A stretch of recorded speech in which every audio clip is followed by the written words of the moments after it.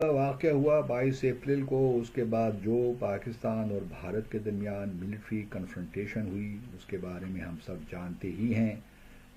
किसको मजाक उड़ाया जा रहा है बिलावल की तरफ से अमेरिका में खड़े होकर। क्या सिग्नल है कि चीन कमतर और घटिया चीजें बनाता है, उनकी कंपनियां घटिया हैं। और ये लैंग्वेज इस्तेमाल करते हुए वो भारत के साथ पीस टॉक भी करना चाहते हैं, भारत के साथ बैठ के वो अमन की बातें भी करना चाहते हैं। कामयाबी मिली, किसको नाकामी हुई, उसके बारे में भी मुख्तलिफ नैरेटिव्स चल रहे हैं।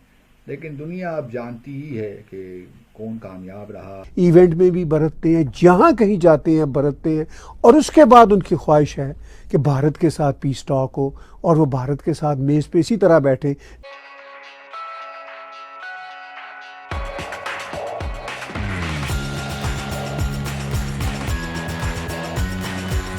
कहाँ कहाँ नाकामियाँ हुई तो उस पर अब बहस नहीं करते। ख्याल तो ये भी था कि ये सारी मिलिट्री कन्फ्रंटेशन के बाद कुछ सैनिटी वुड प्रीवेल, कुछ हम डिप्लोमेसी की तरफ जाएंगे और जो टेम्परेचर है उसको कम करेंगे और संजीदगी के साथ मामलात को जो हैं, चाहे वो जम्मू और कश्मीर हो, दहशतगर्दी हो, हम उस पर बातचीत करके आगे बढ़ने की कोशिश करेंगे। लेकिन हमने देखा कि भारत ने एक फ़ैसला किया कि अपने पार्लियामेंट्री डेलीगेशन दुनिया भर में भिजवाए, तकरीबन 33 ममालिक में। अब ये फ़ैसला जब ये किया भारत ने तो उस वक्त भी मुझे था कि ये भारत एक बहुत बड़ी सफारती गलती कर रहा है, क्योंकि ये उसकी जो स्टेटेड पॉलिसी है उसके ख़िलाफ़ है। क्योंकि इससे तो अपने आप को पाकिस्तान के साथ हाइफिनेट कर रहा है, और फिर जहाँ वो चाहता है कि सिर्फ़ और सिर्फ दहशतगर्दी पे बात हो, तो जब इस किस्म के वफूद जाते हैं तो लामहला जम्मू और कश्मीर के जो तनाज़ा है, जो असल मामला है पाकिस्तान और भारत के दरमियान, उस पर आप गुफ्तगू को रोक नहीं सकते। फिर पाकिस्तान ने भी एक फ़ैसला किया कि हमने भी अपना वक्त भिजवाना है मुख्तलिफ़ ममालिक। तो आज एक्चुअली आज के दिन पाकिस्तान और भारत दोनों वफूद इस वक्त वाशिंगटन में हैं और अपना अपना केस पेश कर रहे हैं। अच्छा, ये वफूद जो हैं इनके जाने से कुछ टेम्परेचर और ज़्यादा बढ़ गया है। कुछ आके ये टेम्परेचर कम होता बायलैटरल, वो और बढ़ गया है। और भारत का मीडिया देखें तो यूँ लगता है कि शशि तरूर साहब कामयाबियों के झंडे गाड़ रहे हैं, और हमारी जानिब से भी यही रवैया है। लेकिन जो असल काम है करने के सफारतकारी के, वो शायद कहीं गायब हो गए हैं। और इस वक्त शायद वो मिजाज भी नहीं है। कुछ दोनों ममालिक ने फैसला कर रखा है, शायद ख़ास तौर पे भारत ने, कि भी हमने पाकिस्तान के साथ इंगेज नहीं करना। ठीक है, न कीजिए, लेकिन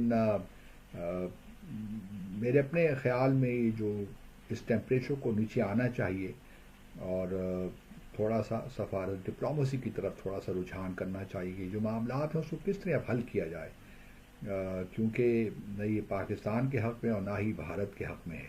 जिस तरह वो अमरीकियों के साथ बैठे हुए हैं, तो ये है इंटरेस्टिंग मामलात कि आप इतनी डेरोगेटरी, इतनी घटिया लैंग्वेज इस्तेमाल करेंगे भारत की पॉलिटिकल पार्टी जो इस वक्त सरकार में है उसके खिलाफ, यानी उनको हिंदू कह के टारगेट करेंगे, खुद हर बात पे अल्हम्दुलिल्लाह माशाल्लाह इंशाल्लाह करेंगे, खुद पक्के मुसलमान बन जाएंगे, और वो भी ऐसे पक्के मुसलमान जिनको अरब मुसलमान नहीं मानते।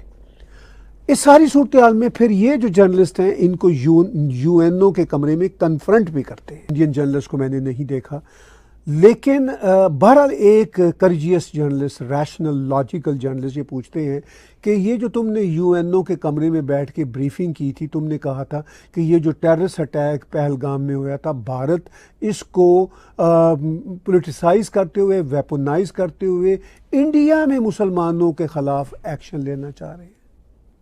फिर इसी जर्नलिस्ट ने एग्जाम्पल दी, उन्होंने कहा जो मैंने ब्रीफिंग सुनी थी, इंडियन आर्मी की जो स्पोक्स पर्सन थी या one of the spokes persons थी, वो खुद मुसलमान आर्मी पर्सनल थी। तो इसने कहा हाँ हाँ वो तो बिल्कुल ठीक है। और अगर ये जर्नलिस्ट थोड़ा सा और डिग डीप करते तो वो इनसे ये भी पूछ सकते थे कि असदुद्दीन अवैसी हो, गुलाम नबी आज़ाद हो, आरिफ मोहम्मद ख़ान हो, भारत की दूसरी मुस्लिम लीडरशिप हो, वो फिर तुम्हें और पाकिस्तान को क्यों लताड़ते रहते हैं? वो भी तो मुसलमान हैं। अभी असदुद्दीन अवैसी ने सऊदी अरब में कहा था कि इन पाकिस्तानी मुसलमानों का इस्लाम से क्या लेना देना। तो वो अरब मुसलमान जर्नलिस्ट अगर और डिग डीप करते तो उन्हें और इस तरह की बहुत सारी मालूमात मिलती। मैं तो अभी एक दो आपसे शेयर कर रहा हूँ। ये अपना कम्युनल कार्ड खेल रहा है।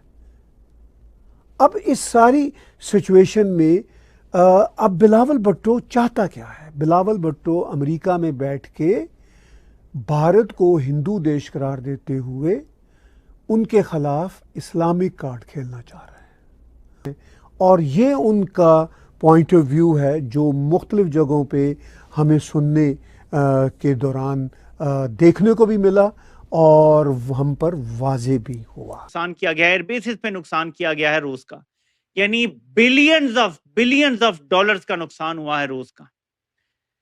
उसके बाद रूस कैसा रिस्पॉन्ड करेगा उनको, ये तो आने वाला वक्त बताएगा। लेकिन पुतिन ने वाजे कर दिया है और ट्रंप के अल्फाज में कि उसने स्ट्रांगली ये कहा है और वेरी स्ट्रांगली ये कहा है कि मैंने तो रिस्पॉन्ड करना है, यानी मैंने बदला लेना है। तो एक तरफ वहां पे आग बढ़ने जा रही है और एक तरफ ईरान का कहा जा रहा है कि वक्त कम है उसके पास। ये मैंने यहां से इसलिए बात शुरू की है कि खित्ते में भी जंगों के आगाज की सूरत हाल बन रही है। रूस भी हमसे कोई ज्यादा दूर नहीं है। यूक्रेन के साथ पाकिस्तान के बड़े अच्छे ताल्लुकात हैं। गंदम भी हमें जरूरत पड़ती है तो यूक्रेन से लेते हैं हम, ठीक है, ये ध्यान में रखें।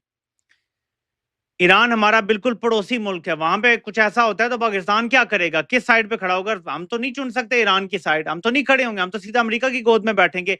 उसकी नताइज क्या निकलेंगे, पाकिस्तान के अंदर क्या नताइज होंगे और एक्सटर्नल नताइज क्या होंगे, इन सब चीजों पे गौर करना है। तो मैं जो एक्सप्लेन करने की कोशिश कर रहा हूं कि पाकिस्तान को जितनी लीडरशिप की जरूरत इस वक्त थी, पहले इससे कभी ना थी, लेकिन बकौल इमरान खान फौज के लेले इस टाइम इक्तदार में है और सबसे बड़ा लेला शहबाज शरीफ है। ये फौज की रस्सी के साथ ऐसे लटका हुआ है कि थोड़ा सा दूर हो जाता है तो इसको सांस नहीं आती, ये इमरान खान ने कहा है। और आज लेला लफ्ज जो है वो ट्रेंड कर रहा है सोशल मीडिया पे। आप टाइप करें तो आपको लेला के नाम से बेशुमार पोस्ट मिल जाएंगी हर किस्म के सोशल मीडिया प्लेटफॉर्म पे। तो पाकिस्तान इस टाइम लेले और लैला के दरमियान फंसा हुआ है। एक तरफ लेला है, एक तरफ लैला है और मजनू एक ही है। और पाकिस्तान इस टाइम एक अंधेरे की तरफ बढ़ रहा है। हमें अपनी मंजिल का कोई पता नहीं है। कह रहा हूं कि वो टिमियो कॉपी है तो मैं घटिया कॉपी की बात कर रहा हूं। तो अमेरिका में खड़े होकर अमेरिका को खुश किया जा रहा है हर तरह से। चीन को रगेद कर इनडायरेक्टली, डायरेक्टली नहीं रगेद सकते क्योंकि चीन के साथ भी हम हालात फौरी तौर पे खराब नहीं कर सकते। अभी चीन के दिए गए हथियारों से पाकिस्तान ने कुछ थोड़ी बहुत अपनी इज्जत बचा ली है, जो पहले दिन हमने जहाज गिरा दिए, वरना हमारा जो अपना इंडिजिनस असला है वो किसी काम का नहीं था।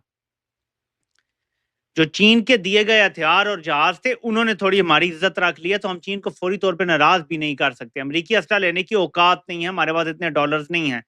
J-10C के बजाय J-10CE जो जहाज है, इसके बजाय आप इमेजिन करें कि अमेरिका अगर हमें कोई जहाज भेजने की कोशिश करता है, हम अफोर्ड कर सकते हैं। अब हम J-35 की बात कर रहे हैं, 5th जेन जो स्टेल्थ फाइटर है। क्या हम अमेरिकी F-35 अफोर्ड कर सकते हैं? वो 100 मिलियन की तो उसकी कॉस्ट है एक जहाज की। हम ले सकते हैं? वो नहीं ले सकते। तो इसलिए हम चीन को भी फौरी तौर पर नाराज नहीं कर सकते। तो ये बिलावल ने डिग ली है अमेरिका को खुश करने के लिए, अमेरिका में खड़े होकर।